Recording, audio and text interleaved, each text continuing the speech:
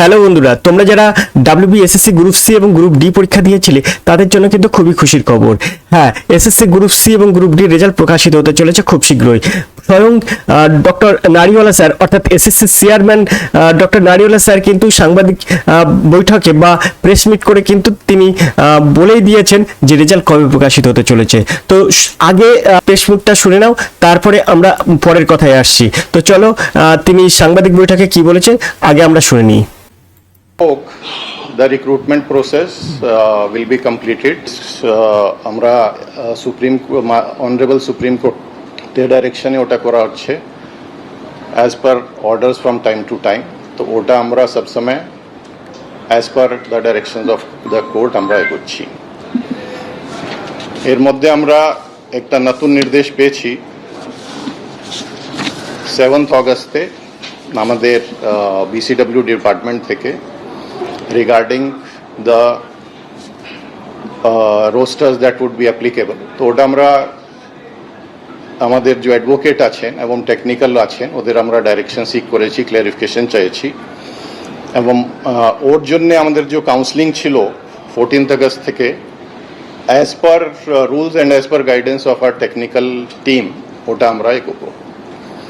তো এটা এখন অবধি যে প্রসেস আছে এবং গ্রুপ সি গ্রুপ ডির যে আমাদের রিক্রুটমেন্ট প্রসেস আছে তারতেও আমরা তো আনসার কি দিয়ে দিয়েছিলাম।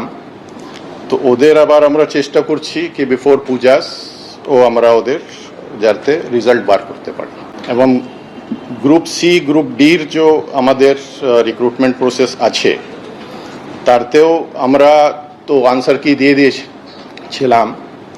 তো ওদের আবার আমরা চেষ্টা করছি কি বিফোর পূজাস ও আমরা ওদের যাতে রেজাল্ট বার করতে পারি এবং গ্রুপ সি গ্রুপ ডির যে আমাদের রিক্রুটমেন্ট প্রসেস আছে তারতেও আমরা তো আনসার কি দিয়ে দিয়েছিলাম।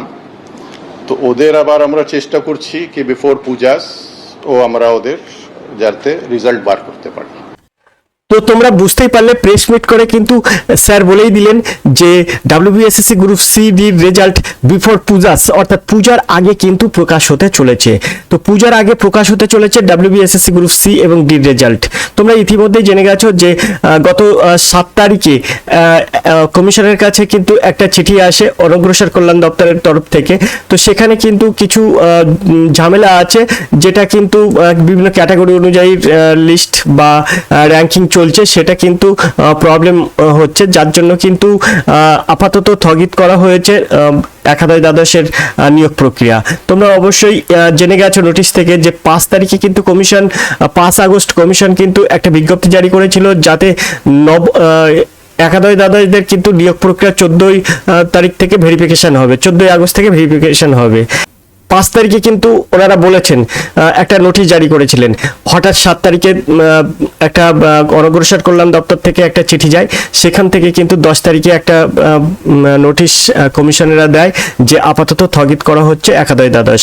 এই কিন্তু পুরো বিষয়টাকে অর্থাৎ এসএসসির যে পরীক্ষা নিরীক্ষাগুলো আছে সেগুলো কিন্তু পুরো বিষয়টাকে ঘুরিয়ে দিয়েছিল। কিন্তু সেটা যাতে তোমরা না কোনো প্রবলেমে পড়ো বা না কোনো মনের দিক থেকে তোমরা যাতে প্রবলেমে না পড়ো বা মনকে যাতে তোমাদের না প্রবলেম হয় তার জন্যই কিন্তু প্রেস মিট করে কিন্তু ডক্টর মিস্টার নারিওয়ালা স্যার কিন্তু বলে দিয়েছেন যে পূজার আগে কিন্তু গ্রুপ সিটির রেজাল্ট প্রকাশিত হবে এবং দশম একাদশ দ্বাদশ এদের কিন্তু নিয়োগ প্রক্রিয়া খুব শীঘ্রই শুরু হবে।